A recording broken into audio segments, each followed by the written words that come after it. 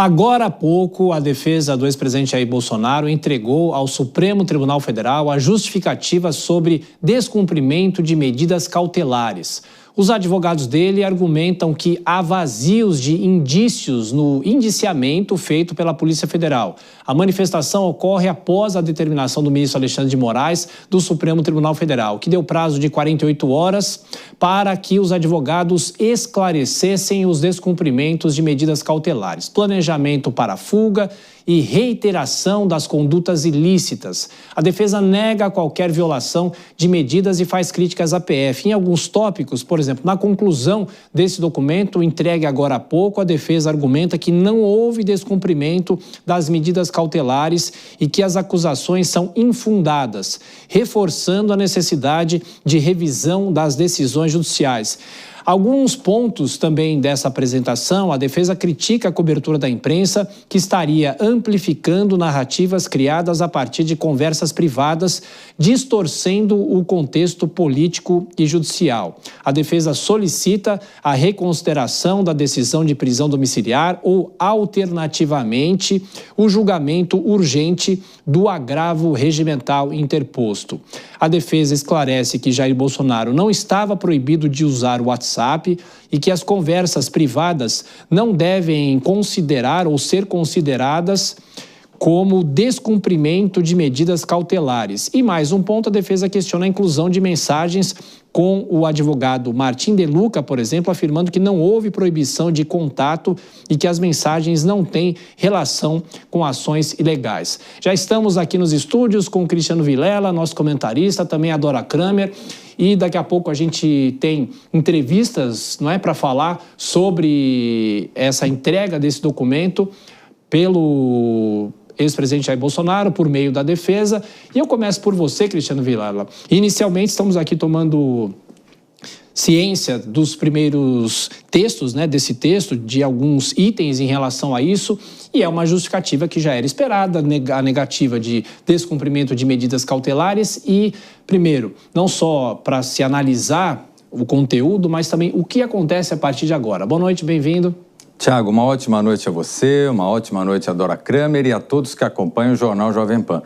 Olha, a defesa acabou de protocolar esse prazo, esse cumprimento de esclarecimentos que foi determinado pelo Supremo Tribunal Federal, no sentido de demonstrar, através desses trechos que você colocou bem, Tiago, no sentido de demonstrar que não houve qualquer tipo de burla às medidas cautelares que haviam sido impostas pelo Supremo Tribunal Federal. Nesse sentido, o que a defesa se fundamenta é que são manifestações de terceiros, as eventuais a minuta existente do pedido de asilo, ela não se concretizou de qualquer forma, teria sido recebida, de que a atuação do presidente em momento algum, do ex-presidente no caso, em momento algum, teria ultrapassado os limites formais dessa cautelar. Agora, diante dessa peça, dessa manifestação, o processo vai voltar para as mãos do relator, ministro Alexandre de Moraes, que vai analisar se essas justificativas atendem ao esclarecimento dessa questão ou se, eventualmente, vai entender que não atendem, não acabam fazendo com que fique esclarecido esse caso e, eventualmente, as cautelares podem ser revertidas em alguma outra forma de prisão. Num primeiro momento, me parece que a defesa ela atuou fortemente em elementos formais, de que poderia haver ali quaisquer indícios, mas que não houve a materialização de nenhuma prática que pudesse pôr fim às regras estabelecidas na prisão domiciliar. Bom, daqui a pouco eu vou passar outros trechos aqui para o Vilela fazer análise, mas já vou dar boa noite para a Dora Kramer. Dora, bem-vinda mais uma vez ao Jornal Jovem Pan e, claro, agora é uma questão jurídica a partir desse momento, o que o Supremo vai fazer a partir de agora, o Vilela daqui a pouquinho vai falar sobre isso também, mas a defesa cumpriu o prazo para fazer esses esclarecimentos. Boa noite, Dora. Boa noite, Tiago, boa noite, Vilela, boa noite a todos. Pois é, era de se esperar, lógico que a defesa, era só o que faltava, a defesa perder prazo, né? Mas ela também abordou os pontos principais e, além de todos já citados por você e pelo Vilela, tem um sentido, né? Toda manifestação da defesa ela vem envolta num sentido de uma revolta, né? Uma inconformidade sobre o que ela chama, o que ela qualifica como uma tentativa da Polícia Federal de desmoralizar o ex-presidente Jair Bolsonaro. Agora, eu tenho a impressão também que caberia ao ministro Alexandre de Moraes pedir um parecer ou abrir vista para a Procuradoria-Geral da República, que, afinal de contas, é quem vai ficar encarregado depois de dizer, porque isso é um relatório do inquérito, indiciamento da Polícia Federal. Agora cabe à Procuradoria-Geral da República apresentar ou não denúncia ao Supremo Tribunal Federal, que aí, então, vai aceitar ou não aceitar para transformar em processo.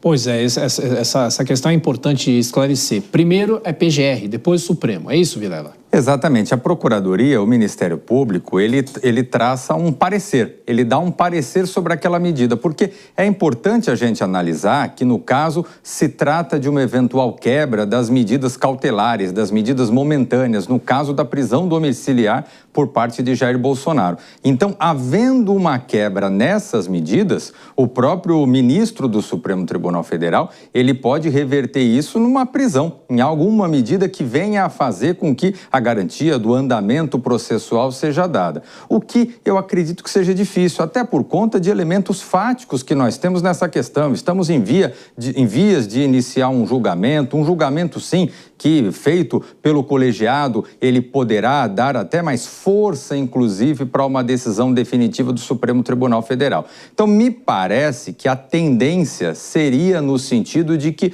não haja qualquer reversão nessas medidas que nós temos hoje. Agora, elas efetivamente podem acontecer, vai depender da análise por parte do relator. Deixa eu passar mais 2 trechos aqui para a gente fazer a análise. Eu já citei um outro trecho, mas agora a parte um pouco mais completa sobre o momento em que a defesa pede para que a prisão domiciliar seja revertida.